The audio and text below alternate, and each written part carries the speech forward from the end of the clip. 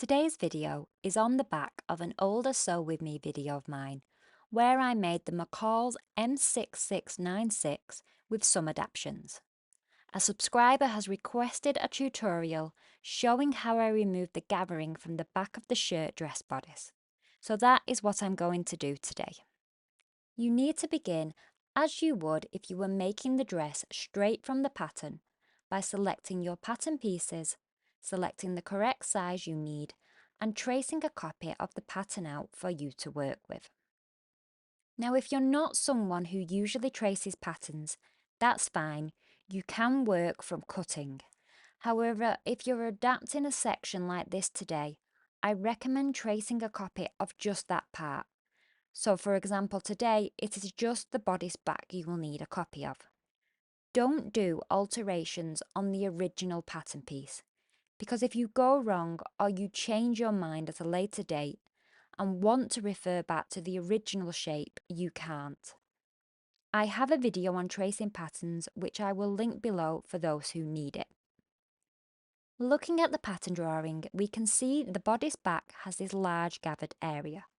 There is nothing wrong with this feature, but if, like me, you don't want to include it, then it's a simple fix even for those who don't have much experience. Looking at the bodice back, you see the marks here for the gathering at the top of the bodice back.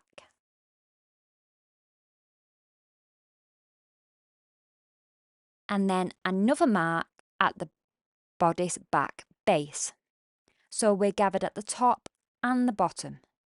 You can also see the bottom is wider than the top section. It is not an even gather. So we will remove these in 2 steps. Beginning with the top, we can find out how much fabric is gathered by comparing to the back yoke.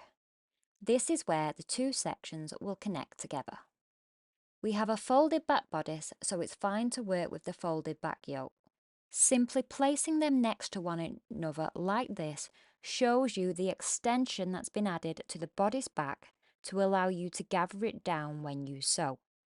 You have your matching marks here to where you align them. Simply align the 2 parts with the arm seam touching. Remember, these pattern pieces have a 1.5 cm seam allowance included, so this very edge will line up at that point.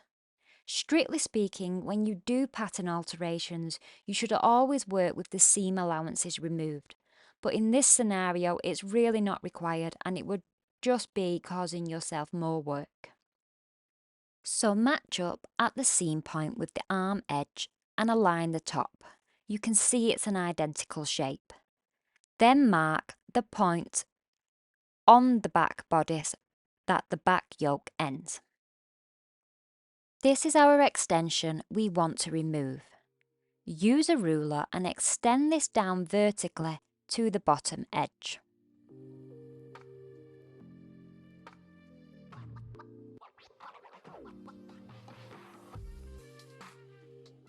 Copy across your fold mark, as this is now our new centre back. Cut away the extra.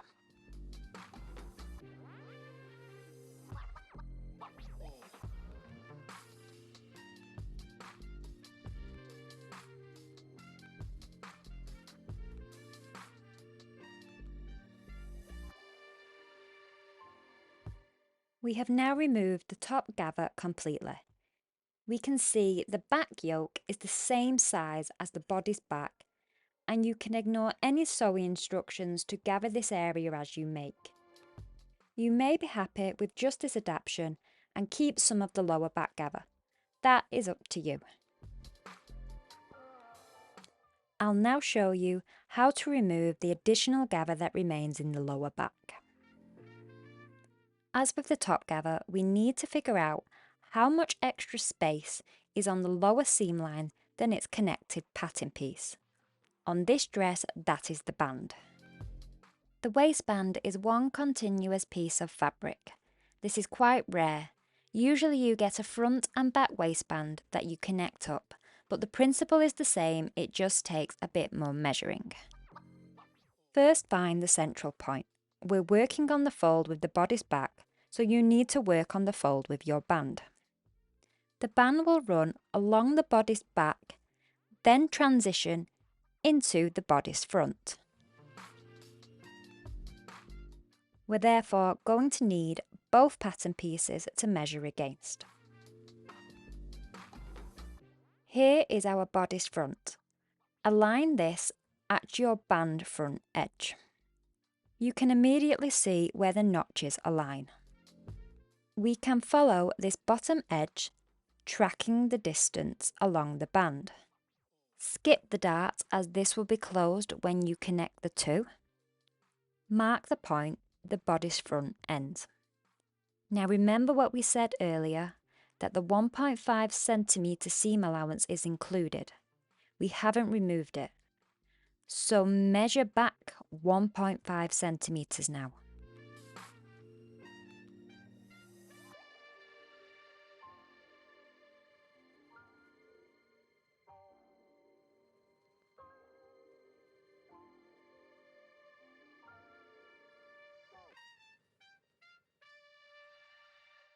We can now pick up our next section, the body's back. Again, the seam allowance is included, so measure 1.5 centimetres on your back before continuing to match that connected seam along the band.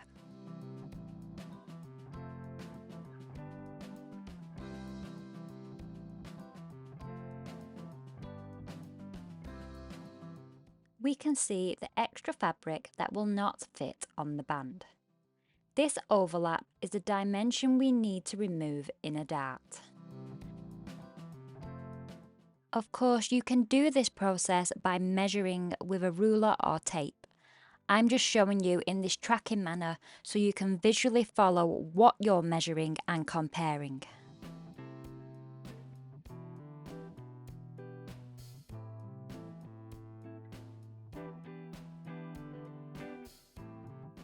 We want to place a dart so the centre back edge will be located at the centre back edge of the band.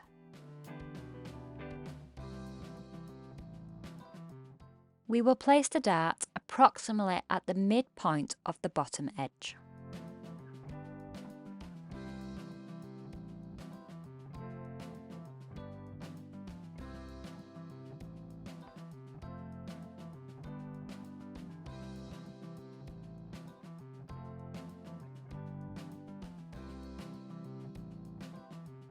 The height of the dart needs to be about 1 centimetre below the armpit point.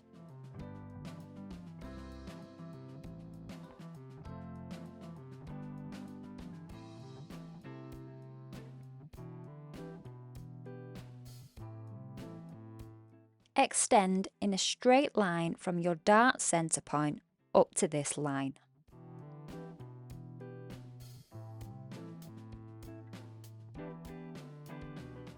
Our dart width is the overlap dimension we measured earlier.